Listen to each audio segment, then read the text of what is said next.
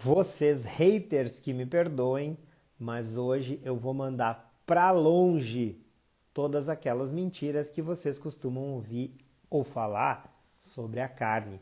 Nessa live de hoje, esse alimento ancestral e tão importante para a nossa saúde e vitalidade vai ser defendido, vai ter a defesa que merece, porque é acusado injustamente pelos crimes que a farinha comete. Sejam muito bem-vindos a mais uma live onde a gente termina com crenças que vocês têm e que atrapalham a construção da sua melhor saúde. E uma dessas crenças limitantes que atrapalha muito vocês é acreditar que a carne é a culpada dos males que o pão, a massa, o brigadeiro fazem com a sua saúde. Vamos lá?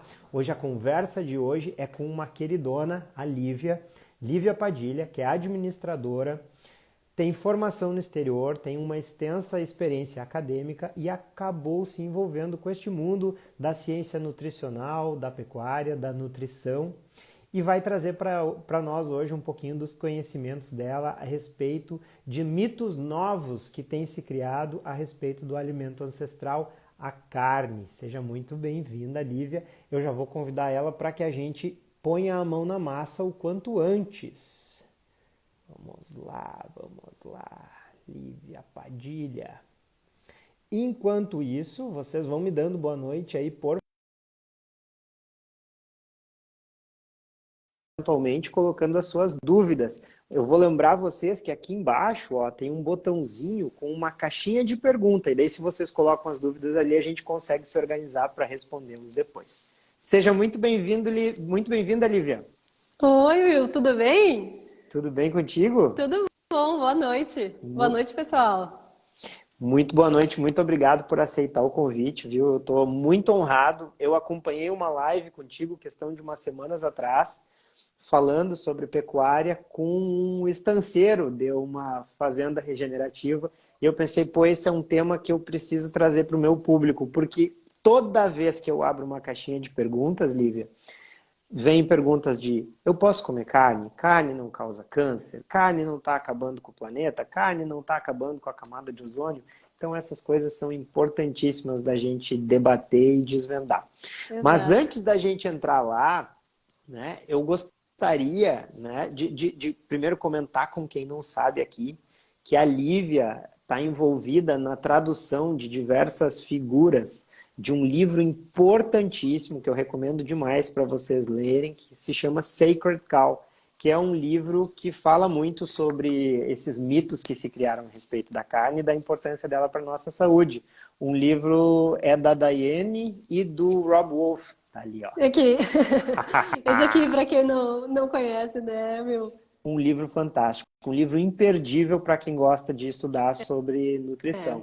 é verdade. E Lívia, me conta como é que tu foi parar no Sacred Cow, como é que uma administradora de formação foi entrar nesse controverso, tumultuado e briguento mundo da ciência nutricional. Conta para nós um pouquinho da tua história. Claro, conto sim. Bom, primeiro, de novo, né, muito obrigada pelo convite, eu fiquei muito honrada. Eu que fico feliz, quando tu me convidou, eu pensei, nossa, depois de te ver lá, te conhecer pessoalmente, tipo, palestrando no Brasil Low Carb, eu fiquei super feliz. A tua palestra lá foi realmente excelente. E fiquei muito feliz de falar com o pessoal também aqui, né? Porque é outro mundo. Quando a gente fala, eu sou administradora, como o Will comentou, e também, depois de fazer o mestrado, fui estudar nutrição, porque eu gosto muito da área da saúde. Fiz um ano de nutrição, porque eu queria ter certeza que no doutorado eu fosse estudar algo que realmente, assim, algo que eu fosse apaixonada. Então, o que eu decidi na nutrição? Depois daquele um ano, eu fui para a Austrália fazer o doutorado em economia comportamental. Eu fui entender o que o consumidor pensava sobre carne. E não só nossa carne tradicional, mas essas proteínas vegetais que estão entrando no mercado, que a gente sabe bem, né? Agora que estão entrando aqui no Brasil, na época lá na Austrália até era um pouquinho novo. E a carne de laboratório também. Fui estudar um pouquinho a percepção dos consumidores em relação a isso. E me deparei com muitas coisas, muitos mitos em relação a esses temas. E assim, eu entrei, digamos assim, realmente de paraquedas nessa área, porque lá na Austrália, justamente, no dia a dia, nas questões, nas perguntas, o pessoal vinha e falava assim, ah, mas a carne bovina é muito poluente, não é sustentável, porque, né, tem toda a questão do metano, e falavam algumas coisas, eu pensava, não, gente, mas não é assim, não funciona assim. Então a gente, aqui no Brasil, sabe um pouquinho mais, talvez, algumas coisas, e nesse meio tempo, a Diana Rodgers e o Rob Wolf, para quem não sabe, o Rob Wolf é bem envolvido com a questão da dieta paleolítica, low carb.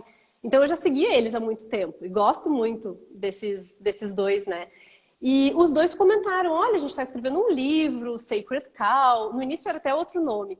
E a gente vai desmistificar muitas coisas. Eu fiquei, nossa, a gente precisa disso mesmo, porque é muita informação. Existem estudos, mas não está consolidado, não estava escrito de uma forma mais simples. E ainda fizeram o grande esforço de publicarem o livro e ainda decidiram fazer infográficos, que são esses gráficos que eu compartilho no meu perfil e que o Will está comentando. Então, quando eu vi isso no perfil da Diana, eu entrei em contato com ela. Eu fui assim, mandei um e-mail super aleatório, contei um pouquinho da minha história e disse, Diana, eu adoraria traduzir esses infográficos, porque até o livro sair, até ele ser traduzido e chegar no Brasil, a gente já perdeu anos e o pessoal precisa dessa informação o quanto antes. E eles aceitaram, então foi aí que eu entrei, digamos, nessa empreitada. E esse talvez seja o primeiro grande serviço à humanidade que a Lívia fez, né, pessoal? Porque esses infográficos do Sacred Cow, eles são extremamente didáticos e palpáveis, e a interpretação é fácil até para uma pessoa que nunca teve contato com literatura científica ou nada disso. Eles são voltados para a pessoa comum, a pessoa que não é um profissional de saúde, Muito né? acessíveis, isso. Completamente. Então, eu convido vocês a já seguirem a Lívia nesse momento ali, clicarem no botãozinho para seguir ela. E assim que terminar a live, não saiam da live agora, né? Assim que terminar a live, vocês olharem esse material que a Lívia disponibiliza, porque ele é extremamente ilustrativo e ele é muito útil para a gente memorizar ou até a gente gravar em algum lugar, para aqueles momentos onde a gente começa a ouvir muitas bobagens a respeito da criação de gado, da pecuária, né, dos meios que são utilizados para fazer a carne chegar na nossa mesa. Então, muito importante que vocês façam isso. A Patrícia comentou agora há pouco aqui que ela veio para a live querendo perder o medo de comer carne. Então, tu tá no Vai lugar perder. certo. Tu tá no lugar certo, Patrícia.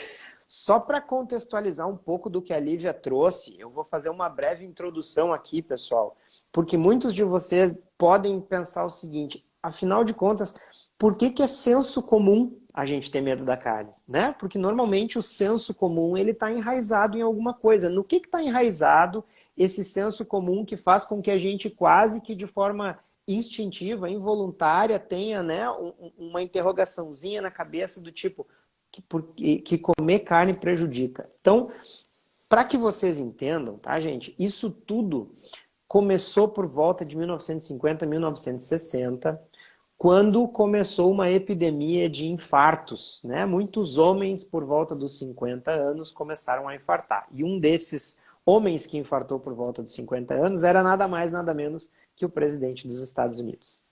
Quando o presidente infartou, houve uma pressão muito grande sobre os cientistas da época em descobrir, afinal, qual era a causa do infarto, o que fazia os homens infartarem. E um dos cientistas envolvidos nesse processo, nessa investigação na época, era um senhor chamado Ansel Keys. Tá? E o Ansel Keys elaborou uma hipótese através de um estudo feito com coelhos, de que aqueles coelhos que ingeriam mais gordura tinham mais gordura nas suas artérias coronárias. Então deveria ser igual para nós humanos, né? Não somos nem parentes próximos dos coelhos. Mas essa teoria se consolidou, se solidificou. E quando se foi fazer um estudo observacional dos países, se fez um levantamento epidemiológico com 21 países e o resultado desse estudo desbancou essa hipótese. O consumo de gordura não se correlacionava de forma linear com a incidência de infarto. O que o Ansel Keys fez na época, e que só se descobriu mais tarde, ele eliminou alguns países e deixou só os países que formavam essa correlação. E aí se criou o que a gente chama de Lipid Heart Theory, a teoria do lipídio, da gordura, com o envolvimento do infarto, da doença cardíaca. E isso pavimentou a construção da pirâmide alimentar americana, né? Que colocou na base da nossa nutrição grãos e cereais, que não são nem alimentos naturais para a espécie humana, e colocou a carne ali num cantinho pequenininho como grande culpada dos problemas da sociedade moderna. E isso foi influenciado pelo Departamento de Agricultura, foi influenciado também por vozes importantes na época que tinham uma raiz ideológica na Igreja Adventista, que é, por natureza, vegetariana. Então, esse direcionamento para uma ideologia vegetariana foi implantado ali, né? Exato. E sofreu influência da indústria também, que queria que a farinha e o açúcar fossem inocentados, afinal farinha e açúcar são baratos, e a proteína animal vocês não conseguem colocar dentro de um pacote, né? Ou vocês acham que tem alguma coisa de churrasco dentro do Ruffles Barbecue? Não tem, né? Então, todas essas forças se uniram e se criou uma agenda vegetariana, uma agenda contra a carne, tentando reduzir o consumo da carne nas diretrizes nutricionais do mundo. Isso aconteceu e nos anos subsequentes houve uma redução progressiva do consumo de carne. Na verdade, não houve um aumento do consumo de carne como se esperaria que houvesse. O consumo de carne foi freado e o que a gente viu acontecer ao longo desses anos foi uma epidemia de obesidade. Qual é a causa dessa epidemia de obesidade? Ou muitas. O processamento dos alimentos talvez seja uma das mais importantes, mas a redução da ingestão proteica, a diluição proteica que a gente chama, é um grande culpado do surgimento dessa epidemia de obesidade, porque a proteína é um macronutriente que gera muita saciedade e tende a reduzir o consumo calórico. O que aconteceu? As pessoas conscientes em termos de saúde na época diminuíram o seu consumo de carne. Mas essas pessoas também tomavam mais os seus remédios, praticavam mais esportes, elas se cuidavam mais. E aí os estudos observacionais inicialmente mostraram, opa, quem consome menos carne morre menos. Mas são estudos observacionais. Essas pessoas também fumavam menos, se acidentavam menos de carro e morriam menos por homicídio, né? Quando se realizaram, então, ensaios clínicos randomizados, aqueles ensaios que são organizados para realmente afirmar se uma hipótese é verdadeira, essa teoria não se comprovou. E em 2019, uma grande meta-análise foi publicada em uma revista de altíssimo impacto no mundo médico, chamada Annals of Internal Medicine. E essa meta-análise refutava a carne como causa de doença cardiovascular, como causa de neoplasias. E tão forte foi a pressão da ideologia na construção desse conceito que criminaliza a carne, que houve pressão para que essa revista não publicasse esse estudo, né? Então, para que vocês vejam... Muito forte. Fortíssima. Foi uma polêmica muito grande. Então, eu trago esse contexto, tá, gente? Para que vocês vejam como existem forças ocultas atuando contra o consumo de carne. E essas forças ocultas, elas não são motivadas por uma preocupação genuína com a saúde humana, porque a gente sabe que a carne, ela é um alimento ancestral. Nas pinturas das cavernas, nas pinturas rupestres, é encontrado o quê? Seres humanos com instrumentos tentando caçar. Porque desde os nossos ancestrais existe a ciência de que a proteína é nobre, a proteína é necessária, ela é o macronutriente insubstituível para a nossa estrutura corporal. Então, a gente deixar de consumi-lo é nocivo para a nossa saúde. E quais são as principais fontes de proteína? Bom, são os produtos animais, a carne é um deles, ok? Então, eu queria trazer esse contexto para vocês, por quê? Porque agora, com livros como Sacred Cow e outros autores, como Mark Sisson, que trouxe o Primal Blueprint, e diversos livros dentro do mundo da nutrição, trazendo de volta essa nutrição ancestral e colocando as interrogações corretas nos estudos que indicavam que a redução do consumo de carne seria benéfico para a nossa saúde, criou-se uma ciência de que, ok, mesmo aquelas pessoas que defendiam uma dieta vegetariana, elas não conseguem mais afirmar agora, sem ficar vermelhas, que a carne causa câncer, que a gordura saturada da carne causa doença cardiovascular, essas teorias caíram por terra. E qualquer pessoa, independente da sua ideologia, se for séria, ela vai admitir que não existem provas para essas afirmações. Então a agenda mudou. E aqui que está a Lívia para nos agendar com essa nova agenda. Porque agora a justificativa não é mais a carne faz mal para ti, é a vaca faz mal para o mundo, né? A vaca está consumindo a camada de ozônio, a vaca vai terminar com a Amazônia, o pum da vaca produz um gás tóxico que vai matar mais que o Holocausto. Então, essa é a nova preocupação, é o meio ambiente a preocupação. Nós devemos nos tornar vegetarianos pelo meio ambiente, tá? E um dos argumentos principais utilizados é o seguinte: a pecuária ocupa áreas gigantescas de terra. E essa terra vai faltar para a gente plantar aquele alimento que vai favorecer, vai ser mais rentável, vai ser mais escalonável para sustentar o crescimento populacional. Quem sabe a gente começa por esse mito então, Lívia. As vacas usam terra demais, de menos? Qual é a preocupação que a gente tem com relação às vaquinhas consumindo o espaço que seria das plantações? Ótimo, não, ótimo.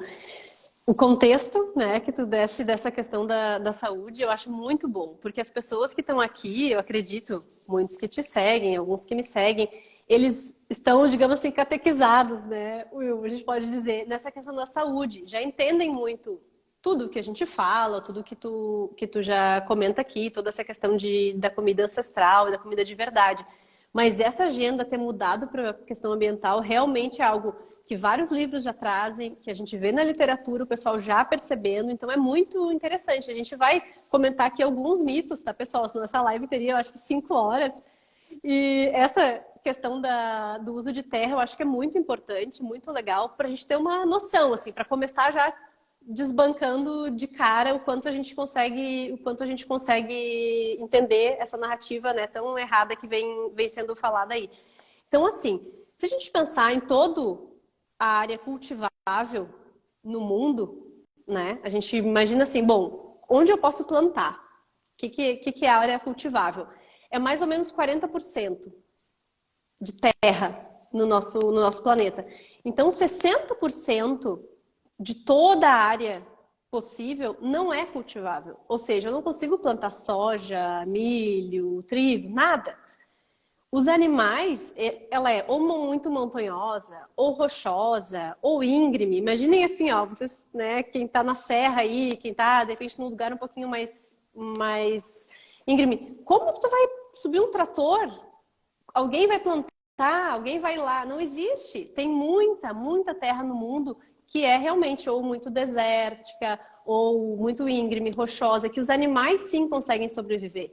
Então, essa questão do pasto, da importância, que a gente vai falar mais pra frente, né, provavelmente dos animais ruminantes, tá aí. Eles conseguem, digamos assim, transformar, eu brinco, né, eles transformam pasto em picanha, em lugares onde a gente não consegue ter outra coisa, cultivar outra coisa. Então, imagina se a gente fosse retirar eles do nosso meio ambiente. Então, aí, para mim, assim, tem um infográfico, inclusive, que ele mostra, né, 60% da terra do mundo não é cultivável e mostra, assim, todo o plano do mundo e mostra exatamente, assim, na Austrália, por exemplo, o tipo de deserto que é, mostra ali o nome do deserto bem direitinho. Aqui no Brasil, várias regiões. Então, assim, é muito interessante a gente pensar como que a gente vai alimentar uma população cada vez mais necessitada de proteína e alimentos de origem animal sem utilizar 60% de todo o espaço. Então, os animais, eles fazem um trabalho brilhante, assim, excelente nesse aspecto. Então, acho que um mito aí já é bem... Se o pessoal tiver alguma dúvida, assim, vai me perguntando, mas esse dado, para mim, é bem estarrecedor. É um ponto para eles, né? Porque, na verdade, o que tu tá me dizendo aqui, Lívia, é que o animal, né, ruminante, ele pega um pedaço de terra onde a gente não conseguiria cultivar uma planta. Exato. Ele come as plantas e, por ser um ruminante, ele consegue concentrar a proteína dessas plantas no músculo dele, que é a carne, né? Exato. Ou transformar em leite, né? Nas vacas leiteiras. Verdade. Sim. Ou seja, dois alimentos extremamente nutritivos, né? Isso. Cheios de vitaminas, minerais e com todos os aminoácidos necessários. Então, por mais que eu conseguiria plantar, que eu conseguisse plantar nessas terras, eu teria que plantar uma variedade de plantas para que eu conseguisse todos os aminoácidos necessários nelas, né? Porque a gente não encontra em nenhuma planta na natureza todas as proteínas que a gente necessita, como a gente encontra em todas as carnes animais. Isso aí, sem nem falar nisso. É. Mesmo que eu conseguisse fazer isso, eu teria que comer uma quantidade enorme de planta, porque a absorção de uma proteína vegetal, ela não se compara à absorção de uma proteína animal. Ela, na verdade, é um pouco imprevisível. Então, eu tenho que comer em excesso para que o meu corpo garanta o necessário, né? Exato. Exatamente. Só que eles não fazem isso, então, numa terra só onde eu poderia estar cultivando plantas. Eles fazem numa terra onde eu não poderia estar cultivando nada. Eles comem plantas que eu não poderia comer, correto? Exato. Isso aí. Então, isso já é uma visão muito clara do quanto se distorce a realidade, né? Do quanto se distorce Exato. o real funcionamento da criação de um animal. Porque o animal, o que ele faz, na verdade, é ser o intermediário dos nutrientes do reino vegetal para nós, né? Porque a gente Exatamente. teria dificuldade em obter esses nutrientes. E ele ainda consegue fazer isso em ambientes que seriam inóspitos para os meios de cultivo que são úteis para nós. Então, Claro, né? claro. E dependendo da região, Will, também tem o seguinte, imagine esse aqui, né? A gente está no sul. Então aqui nós temos muitas das raças dos bovinos são britânicas, né? Vêm da Europa, por quê? Porque aqui a gente tem muito frio também no inverno. O pessoal mais ali para cima, mais ali o centro-oeste, tem algumas raças, como o Nelore, que veio da Índia. Então já está mais adaptado àquela latitude. Então tem tudo isso.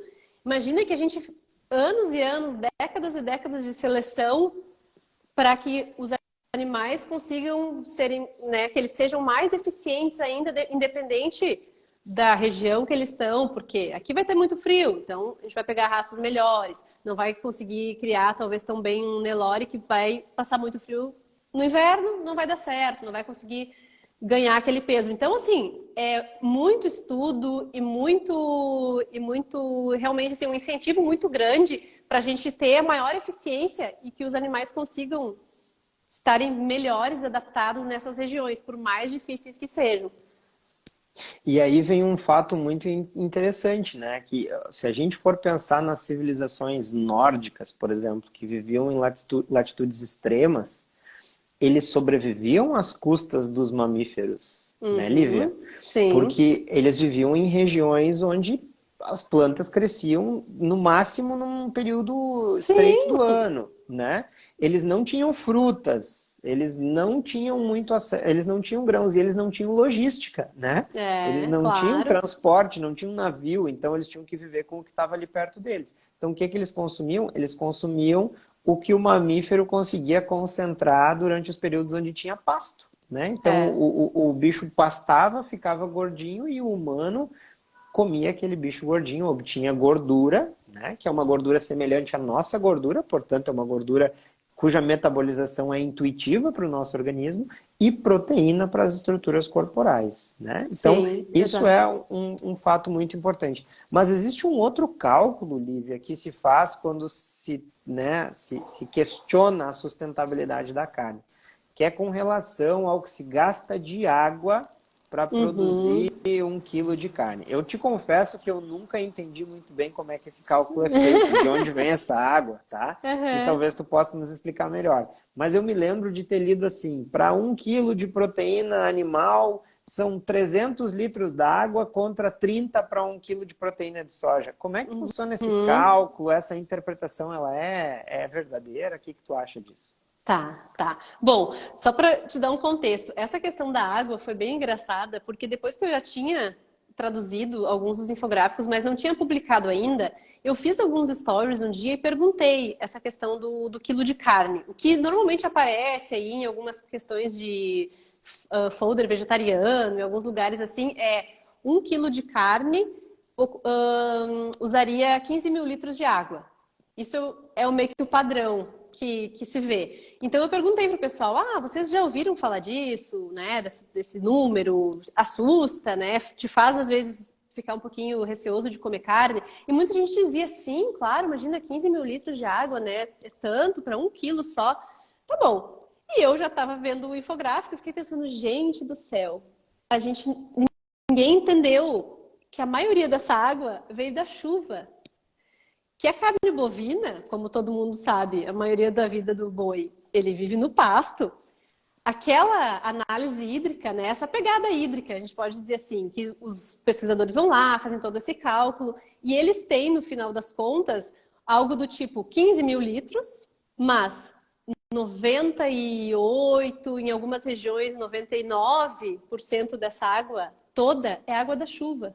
Ela cairia no pasto, tendo boi ali ou não, independente do animal. Então, o que acontece? Como é um ciclo natural, ele vai lá, vai pastar, vai ingerir aquele pasto, depois vai urinar, vai ter todo...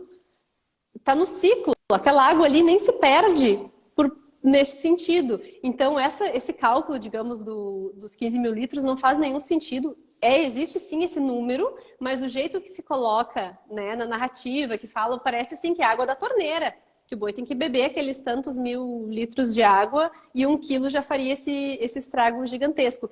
Tem um infográfico, que é esse que eu comentei, que é muito legal, porque ele usa umas gotinhas assim de água, depois o pessoal pode ver lá no meu perfil. E então a maioria das gotinhas são água verde, se chama água verde, essa aqui é a natural.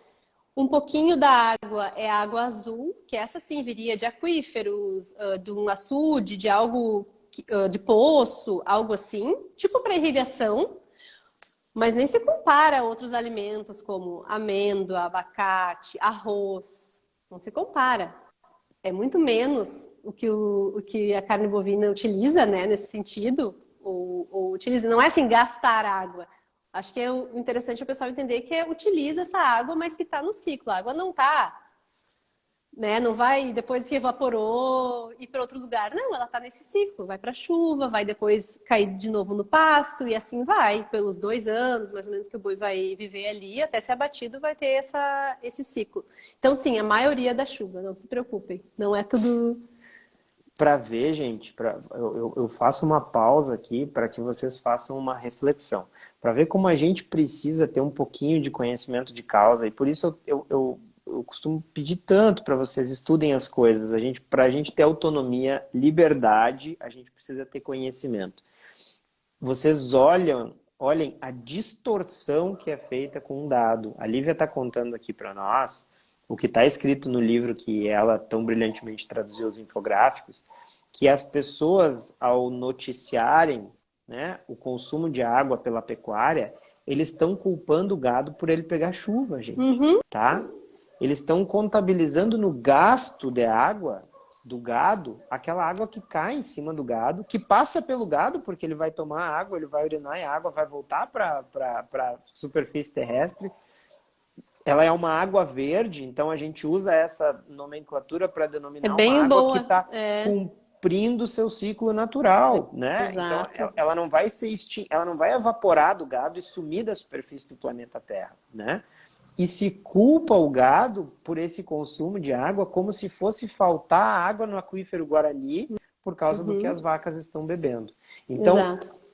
a gente tenta ouvir com paciência esse argumento ambiental, né, da ideologia vegetariana, mas é uma coisa que realmente é difícil de acreditar que não seja tendenciosa. Eu não sou aqui contra ninguém ser vegetariano. Sim. Eu apenas não quero que sejam contra eu não ser vegetariano, né? Porque eu gosto muito da nutrição com a proteína animal. E aí, a gente tem ali, primeiro propagandeavam que a gordura da carne causava doença cardíaca. A gente já viu que não é verdade. Aí, então, a carne causava câncer. 2019, falei para vocês, maior polêmica do mundo, um ensaio definitivo dizendo, não é verdade, não dá para recomendar que não se coma carne com isso. Aí, definiram que a carne, então, era fazia com que a pecuária fazia com que a gente ocupasse terras férteis que poderiam render mais com a agricultura. Não, o gado está lá crescendo também em regiões onde não pode haver agricultura. Então, o gado está consumindo a água que vai faltar um dia para nós. Não, o gado está pegando chuva, está tomando a água está cumprindo seu ciclo. Então, assim, Exato. são muitas mentiras que acabam colando na gente, ou num familiar, ou num conhecido, e aí a gente se deixa influenciar por essas ideias, e quando a gente menos percebe, isso é repetido tantas vezes, 1000 vezes que a gente torna acaba se verdade. sentindo culpado de comer carne, Isso, né? e fica como uma verdade, né? Para muita E, gente, já. exatamente, exatamente. Há pouco uma seguidora nossa aqui, Lívia, ela comentou que na faculdade de nutrição, no meio acadêmico, isso é ensinado como verdade absoluta. E uma coisa que as pessoas precisam aprender também é que o meio acadêmico, ele é muito influenciado pela indústria.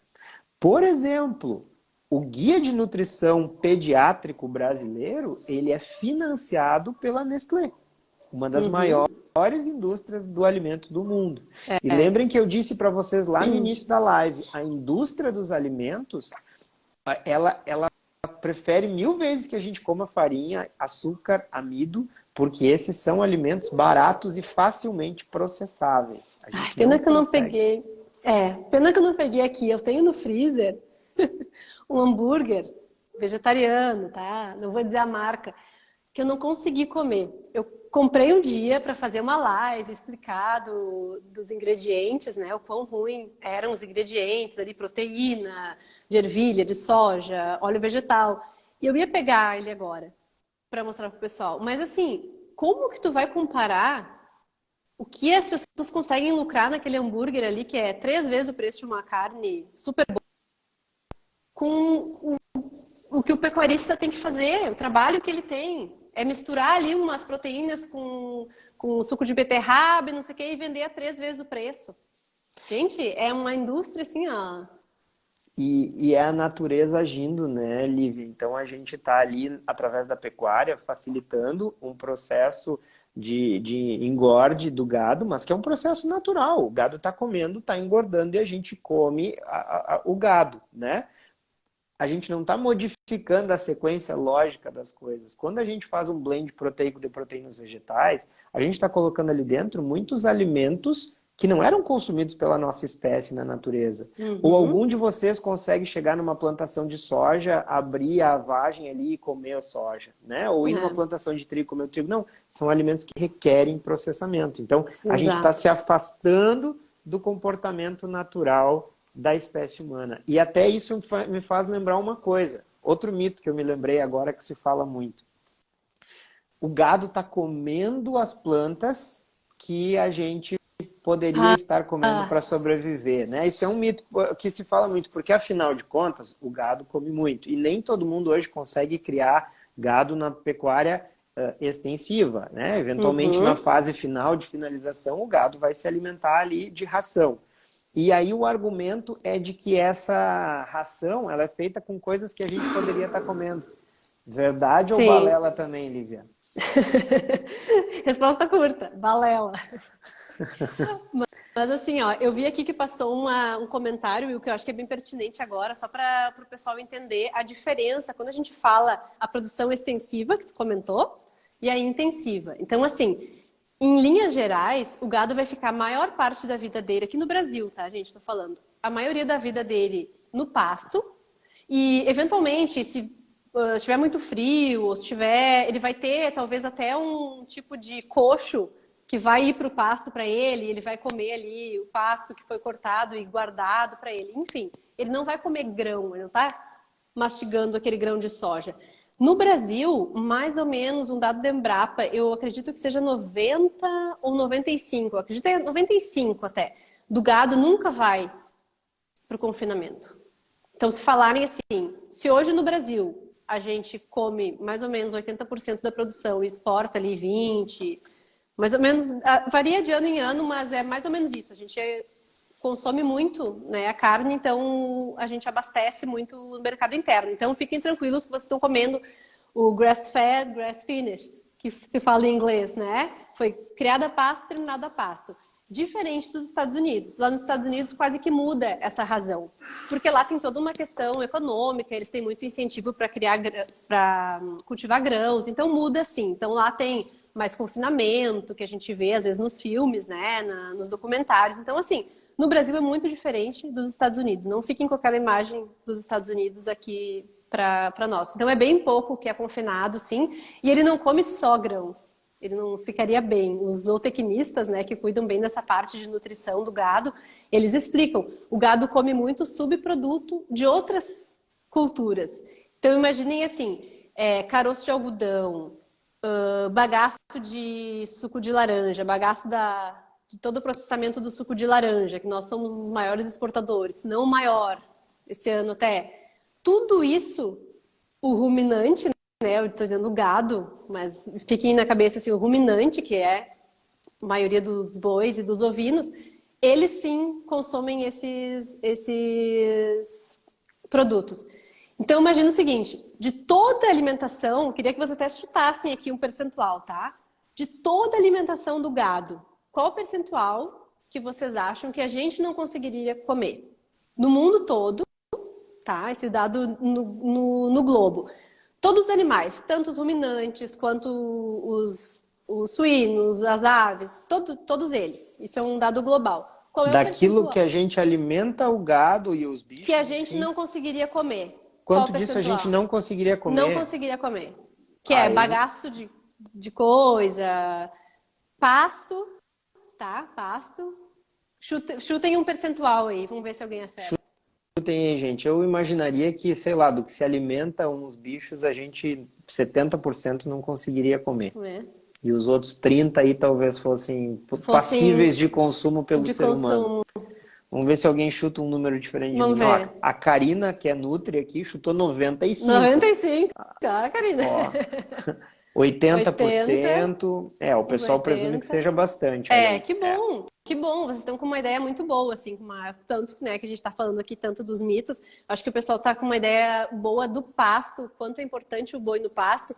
No mundo, gente, é 86%. Nossa. De tudo que os animais comem, 86% a gente não conseguiria digerir. Não seria humanamente possível comer. E os 14, né, dessa diferença, são grãos, no caso, grãos de soja, outros tipos de grãos e coisas que são passíveis do humano digerir, mas que a gente já comentou aqui, que não é nem de longe a mesma qualidade nutricional, né, densidade nutricional. Então é bastante.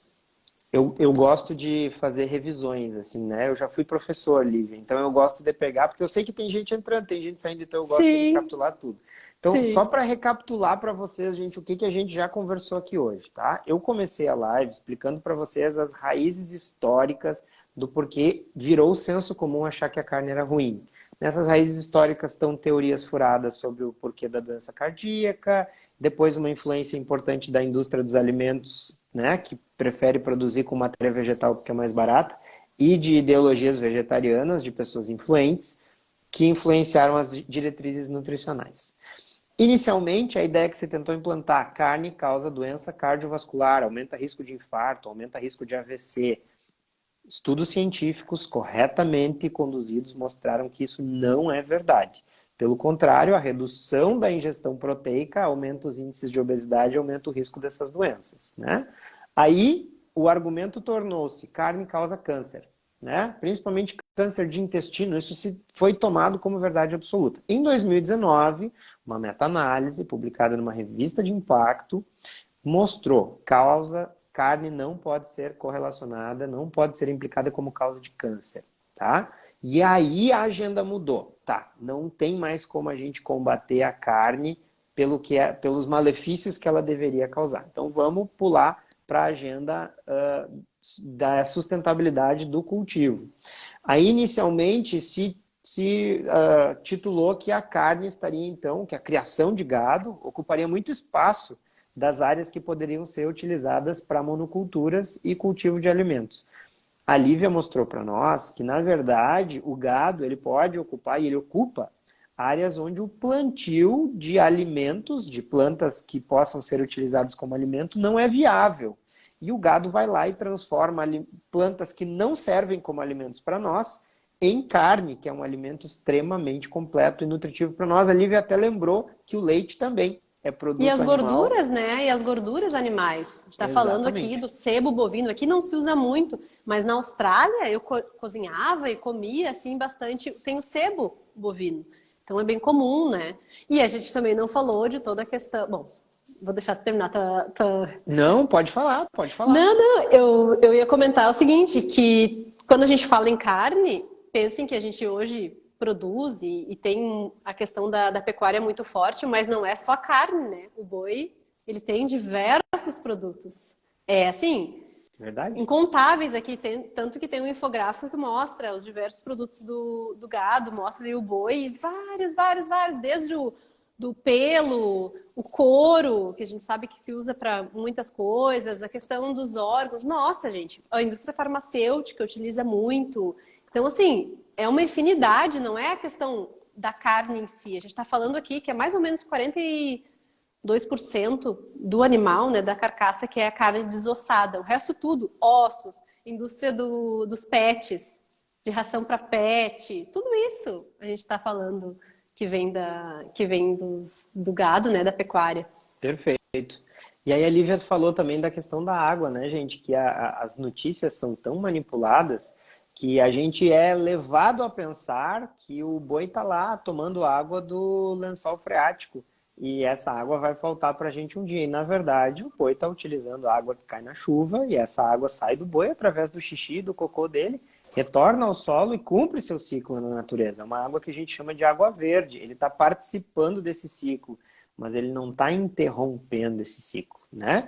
A mesma crença se tem com relação ao metano, né, Lívia? Porque as pessoas acham que o boi vai lá e cava um combustível fóssil, eu acho, e queima Sim, esse combustível. Mas não, eu o boi acho. está ali aproveitando o carbono que está na planta, Claro. né? Então, Fotossíntese. Fotossíntese. exatamente. Então, ele não está cavando buraco e buscando combustível fóssil lá no pré-sal, né? O É, boi não é, consegue cavar tão fundo, a pata dele não é feita para isso. Então, é mais um mito que a gente tem. E aí, é. agora, a Lívia estava finalizando com esse mito de que a gente não pode consumir o alimento que é dado ao boi. Então, 86% daquele alimento que é dado mesmo para o boi confinado, ele não é um alimento viável para a nossa alimentação. Ele é o talo, ele é o resto que não poderia ser utilizado como alimento humano. E aí, tudo isso a Lívia me contando, e ela ainda fez o comentário de que no nosso país, mais de 90% do gado é criado em pasto e finalizado em pasto, né? E aí, isso faz eu reforçar um pensamento que eu tenho há bastante tempo, Lívia, que é, se nós brasileiros, tá, não nos alimentamos bem, é por um de dois motivos, tá? É ou por falta de informação ou por falta de vergonha na cara, tá? Pode ser por falta de informação quando a gente cai nessas fake news, né? E a gente Uhum, acredita no senso comum e fica com medo de comer carne. Pode ser sim. por falta de informação quando a gente acha que o único corte nutritivo do boi é a picanha e acha tudo muito caro quando a gente tem aí fígado bovino, que é um super alimento, a menos de Uhum, R$ 15 o quilo, uhum. né? Sabe o que eu comi esses dias, Will? Coração de boi. Maravilhoso, Algo assim que, olha, maravilhoso. a gente tem que ir atrás desses cortes diferentes, né? Riquíssimo em vitamina B12, né? É. O fígado, riquíssimo em vitamina B12, riquíssimo em cálcio. Então, são alimentos preciosíssimos e ridiculamente baratos. Então, a gente não tem só no entrecô o valor nutritivo da carne, mas nos cortes que têm menor apelo comercial também, Uhum, né? Então, claro. isso é uma coisa muito importante. Então, se a gente não tem essa informação, a gente pode até se alimentar mal Sim, por uma não ter ignorância. informação. Claro. É, Agora, se a gente tem essa informação de que a gente precisa da carne, a carne é saudável pra gente, e existem cortes baratos que são super nutritivos, aí é só por falta de vergonha na cara que a gente não faz isso. Aí é porque a gente gosta de comer Cheetos e se empanturrar de pão e comer doce mesmo e não tá preocupado com o amanhã. Não tem desculpa. Aí é coisa de jaguar, e tem um monte de jaguar assistindo essa live. Então, Jaguar é bom. então, os Jaguar aqui eu tô na cola de vocês, porque já tem tudo ali no meu feed para você saber o que vocês têm que comer. É Não tô só ler, falando sobre né? Jaguar. Exatamente, exatamente.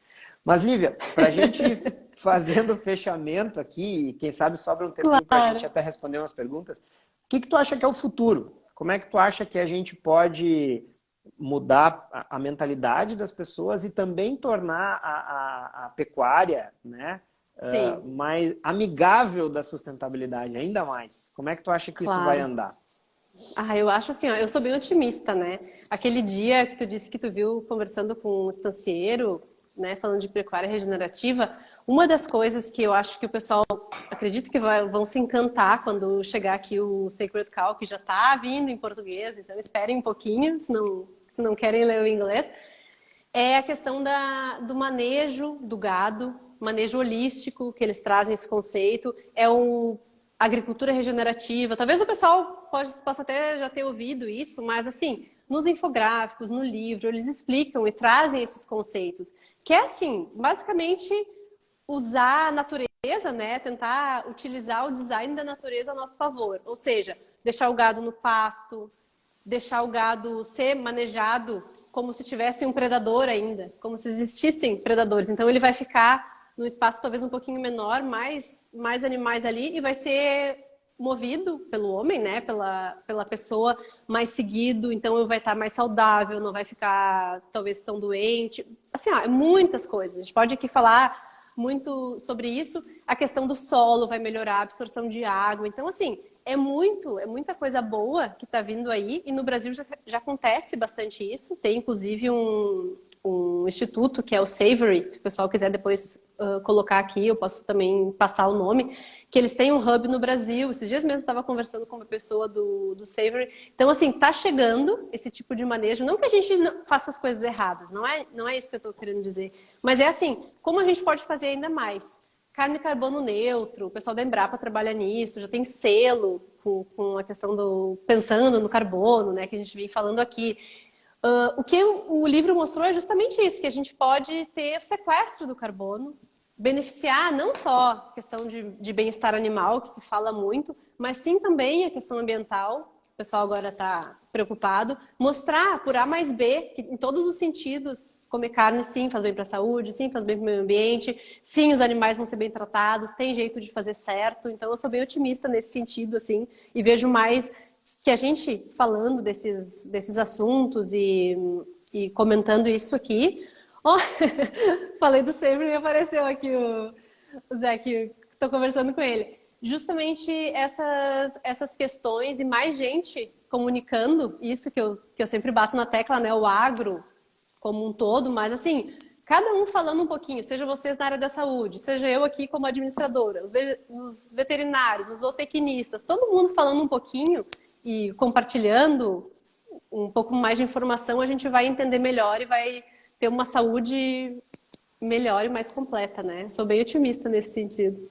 Não, eu tô contigo, eu tô contigo. Eu acho que o caminho é esse. A gente, tudo no mundo é cíclico, né? As gerações elas têm um comportamento cíclico e eu sinto que tomara que nós chegamos ao ápice do distanciamento da nossa natureza. Então as pessoas estão começando a buscar como é que era, né, a alimentação ancestral, como é que era a nossa alimentação Isso. natural e cada vez mais a ciência avança em termos de poder nos dar essas respostas. Então, hoje, através da análise do nitrogênio das arcadas dentárias dos nossos ancestrais, a gente consegue estimar quantos eles comiam de carboidrato, quanto eles comiam de gordura, quanto eles comiam de proteína. A gente, Exato.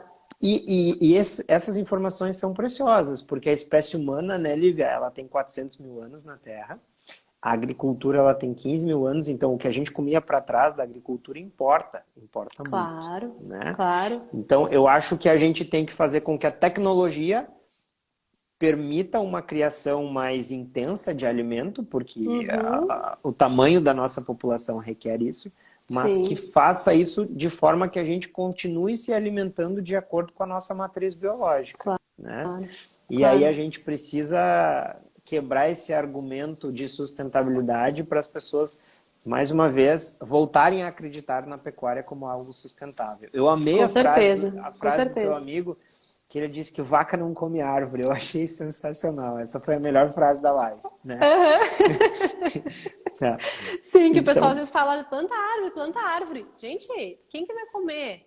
Né? E exatamente. o boi tá ali comendo, como a gente já falou aqui, comendo material que a gente não digere, enfim, tá fazendo um trabalho assim, ó, maravilhoso, sabe? Quando eu vou, às vezes, nessas exposições, que agora eu tô entrando um pouquinho mais em contato com o pessoal mais assim do rural mesmo, porque eu sou mais urbana, né? Então, tu vê aquilo, tu fica pensando, gente, como pode? Como é que podem estar vilanizando, né? Difamando essas pessoas que estão lá de sol a sol trabalhando, os animais, não tem sentido. Então, a gente tem que Não, sim falar para que mais pessoas saibam disso. perfeito, perfeito. E uma coisa que eu esqueci de falar, e que ainda bem que eu lembrei agora, é que hoje a gente tem um recurso nutricional importantíssimo na nossa saúde, que é um concentrado proteico chamado whey. Ele tem diversas indicações, né? Diversas utilidades na melhora do aporte proteico do idoso, daquele paciente que tem uma doença intestinal e não absorve bem.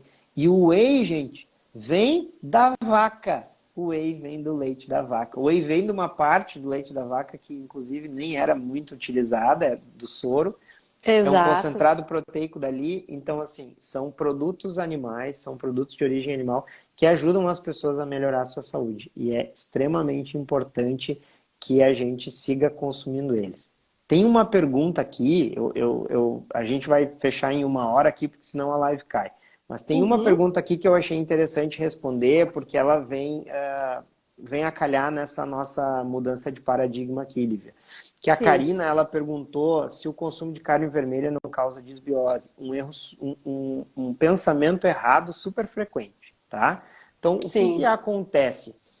Quando a disbiose intestinal é um desequilíbrio da nossa flora intestinal e muitas vezes um crescimento bacteriano numa parte do intestino que não deveria ter tanta bactéria, que é o intestino delgado.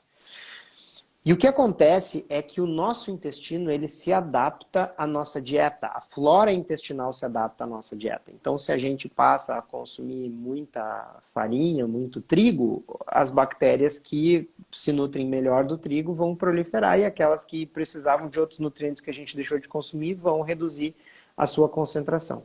Então, muitas pessoas, ao retomar o consumo de carne, depois de terem diminuído muito esse consumo, elas vão ter sintomas gastrointestinais. Às vezes diarreia, às vezes constipação, às vezes distensão abdominal. Isso não quer dizer que essas pessoas sejam intolerantes nem alérgicas à carne. Na verdade, intolerância alimentar à carne é uma coisa raríssima. É, Isso só... né? Muito, muito, né? É uma coisa Não faz raríssima. sentido, é. Não tem sentido biológico, né? Tanto é que muitas pessoas usam como dieta de eliminação, uma dieta para tu tentar remover todos os gatilhos inflamatórios e encontrar a raiz de um problema, uma dieta carnívora, porque é uma dieta Isso aí. normalmente bem tolerada. Então, quando a gente retoma o consumo de carne, aumenta o consumo, a gente pode ter esses sintomas, isso é uma transição, enquanto ocorre uma adaptação da flora intestinal.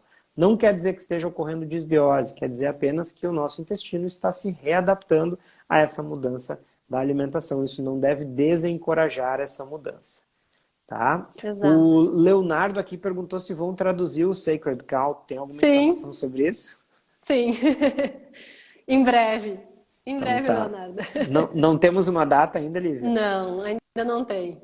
Tá, Mas ótimo, tá bem, bem próximo. ótimo. Acho que esse semestre. Lívia, quero te agradecer imensamente pelas tuas contribuições, tá? Eu acho que foi uma live assim que vai valer muito a pena deixar salvo, mas eu só vou deixar salvo 24 horas, então assistam rapidamente enquanto Ah, vocês que puderem. rápido! Passem para os familiares de vocês que ainda estão com medo de consumir carne. A carne é um alimento que pode salvar a vida de vocês, tá? A carne é um alimento muito saudável e a gente tem que venerar as pessoas que cultivam carne para nós, porque isso é É. algo extremamente importante para o futuro da humanidade. E eu deixo a palavra contigo então para se despedir dessa galera, Lívia, contar para eles como eles podem te encontrar e deixar uma mensagem final. Ah, tá bom. Muito obrigada, Will, de novo. Eu adorei. É, o pessoal dizendo aqui, ó, não, deixa salva. Eu já estava dizendo que ia ficar salva. Eu já estava enganada, então. Vou mandar para o pessoal que me pediu, ó. Me manda depois. Bom, queria te agradecer novamente. E realmente, pessoal, eu acho assim, ó, se cada um fizer um pouco, né? Eu entendo que às vezes a gente está aqui na correria, não quer, vou aprender sobre esse assunto, mas assim, ó, não custa às vezes pegar ali um infográfico, um post nosso, alguma coisa e mandar para um amigo que te falou alguma coisa. Deixei de comer carne, não sei o quê. Pensa o bem que vai fazer para a saúde dele, para a família dele. Muitas vezes, né? A gente vê isso muito. As crianças, adolescentes já estão entrando nessa. Então, isso é bem, bem complicado, né? Então, eu espero que vocês tenham gostado, que eu tenha desmistificado aqui algumas coisas. Imaginem que tem uns 20 infográficos no livro. Então, a gente falou só de uns aqui.